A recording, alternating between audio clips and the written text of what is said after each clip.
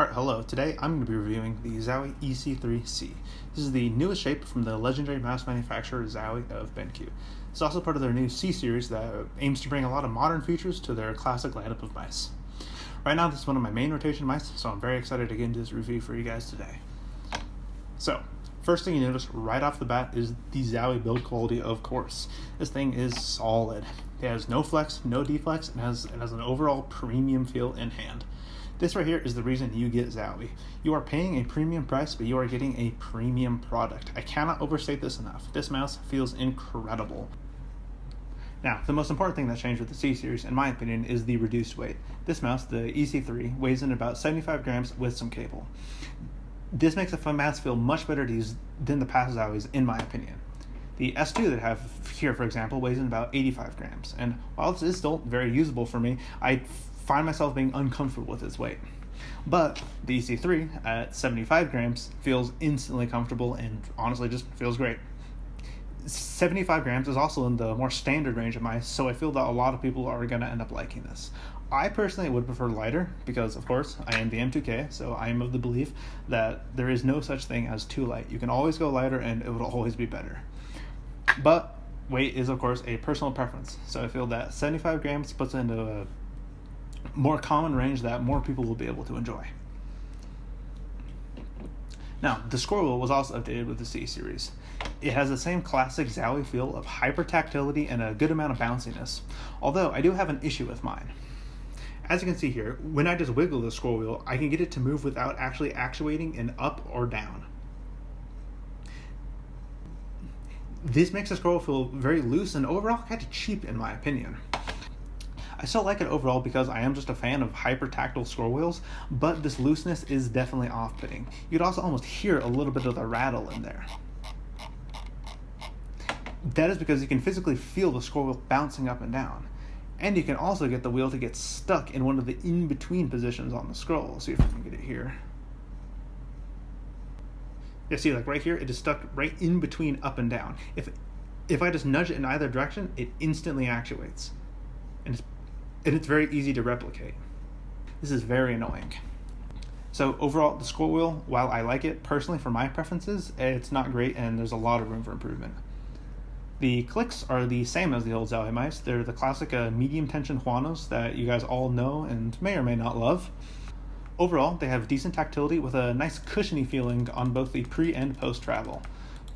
Although I feel that because of the connected shell design, there is a little bit too much mushiness that gets introduced into the clicks. While some pre and post travel can really work to make a click feel good, I feel in this implementation, it just adds a little bit of mush. So on the side buttons, in my opinion, these do not feel very premium. As you can see, the coating is glossy, which makes them feel like cheap plastic in comparison to the nice rubberized coating on the sides.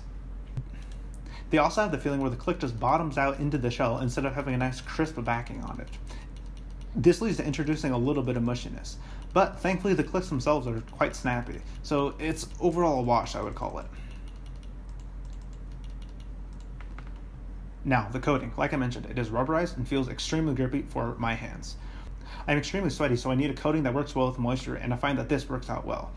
However, at long sessions, I do notice that my oils start to build up on the coating itself, and I find myself having to wipe down my mouse with a towel occasionally. This isn't much of an issue because I could just do it between rounds and I don't notice any deficit in my play. But if you're someone that does not like oils getting picked up on your coating, then this will not be for you. It is absolutely unavoidable. Your mouse will turn into a fingerprinty mess by the time you're finished using it. So now the stock feelings mice were surprisingly not bad. I wasn't expecting much from the classic black dyed PTFE, but I was surprised that on smooth cloth pads, the experience actually wasn't too bad. It gave a very slow and controlled glide, but it didn't feel terrible to use. However, on hybrid and rough pads, the experience went to complete dog shit. I did not like it at all, so I ended up replacing mine with Tiger Ice. This is, of course, just a personal preference, and I could totally see that if someone uses the right pad, that they could just stick with the stock feet. But I find myself using a lot more textured pads, so I really like the Tiger Ice on these personally, and would highly recommend them to anybody using a textured surface. Alright, now that I got that out of the way, let's talk about the fun stuff, this brand new shape. So, as you probably know, this is literally just an EC2 that has been squished lengthwise. The idea behind this philosophy is that it allows for greater range of motion on these like small hand movements. I feel it completely succeeds in this regard because even for an ergo, I find myself having a very high degree of freedom that I don't experience on many other mice. Also, because this is a curvy ergo shape, it is meant to fill your hand for a lot of support and tilt your grip. So as you can see here, my wrist is naturally tilted, and the slanted buttons on this mouse perfectly work for this. It feels very natural for me to go into my normal grip on this mouse, and I would highly recommend it for anybody else who tilts their wrist like I do. The sides are also very well shaped on this mouse. As you can see, the thumb grip is quite deep and allows you to get a very aggressive placement of your thumb. In my normal grip, my thumb is almost perpendicular to the mouse, and I feel the shape really enables me to get the most control I can out of my thumb. On the right side here, there is still a little bit of a divot, but it is far less pronounced. This allows me to get good placement of my middle finger here and add my pinky to this ridge for extra support. Like so. With this type of aggressive claw I get, I feel I have a great balance of stability and control. I believe that the best comparison you can make to the EC3 is of course the Outset AX. Both of these mice have the same general design philosophy of taking a classic ergo shape and squishing it lengthwise to allow for a greater range of motion in the hand. However, both of these mice feel very different. The Outset AX at the back feels very bulbous in your hand. What this means is that when you grip it in a claw, you very much feel the hump meeting your hand at two very distinct points here and here across the mouse. This makes a claw grip feel more supported on the mouse in my opinion, because it can feel the hump filling out your hand a lot more. In contrast, the EC3 is much smoother, so you can feel the hump getting more pulled into the back of your hand rather than meeting it at two distinct points. This also makes the EC3 feel much smaller in comparison because of how far back you're able to pull it into your hand without running into the edges of the hump. The overall heights of these mice also feel much different. As you can see in the Outset, the buttons are noticeably higher. They also lack comfort grooves, which effectively bring your fingers down closer to the pad on the EC3-C.